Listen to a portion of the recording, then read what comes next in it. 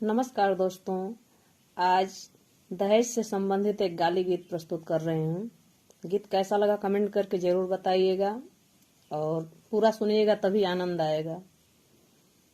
अगर गीत अच्छा लगे तो मेरे गीत को लाइक कीजिएगा, शेयर कीजिएगा और मेरे चैनल को सब्सक्राइब जरूर से जरूर कीजिएगा। तो आइए सुनते हैं इस प्यारे से गीत को।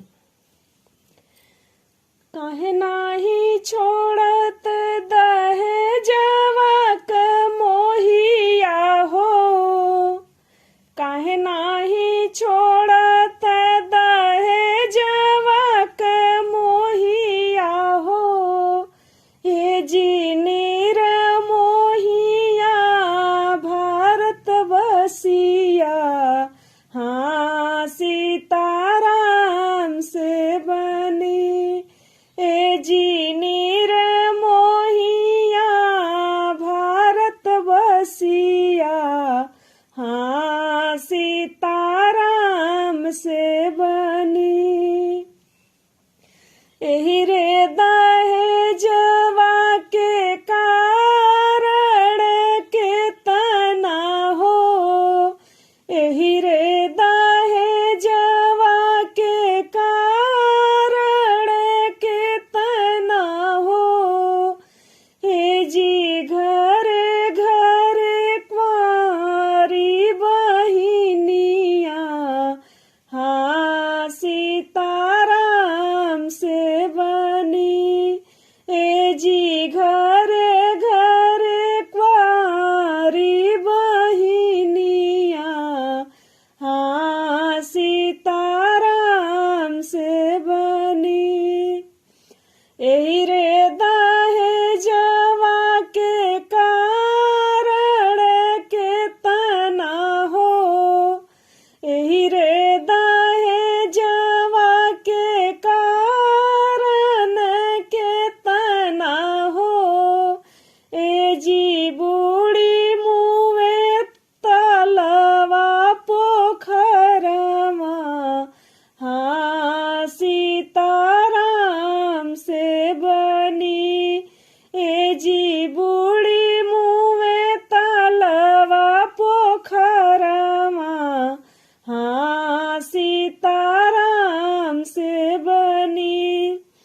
एही रे दहेजवा के कारण के तना हो, ए जी भइली नीलाम जमींदारिया, हाँ सीताराम से बनी।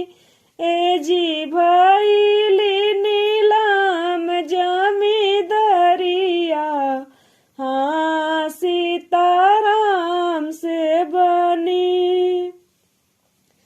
तवने पर ना छोड़ा दहेजवा क मोहिया हो, तबहू पर ना छोड़ा दहेजवा क मोहिया हो।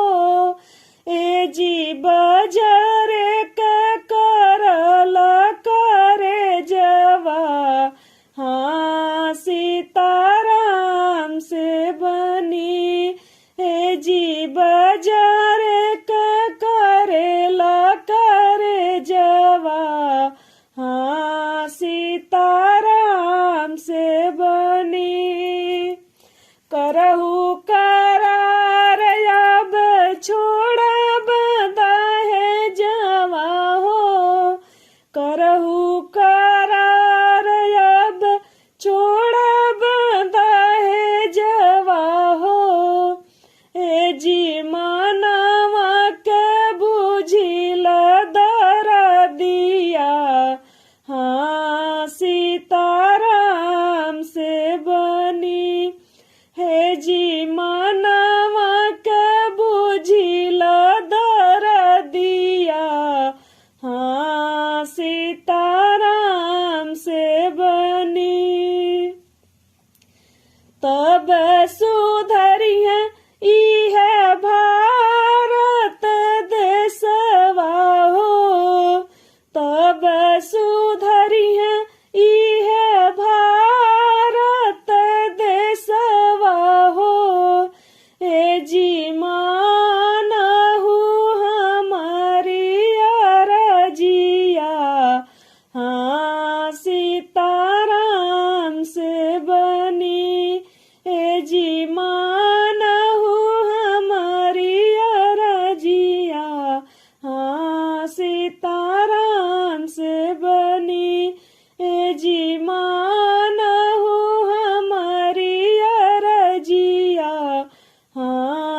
सीताराम से बनी।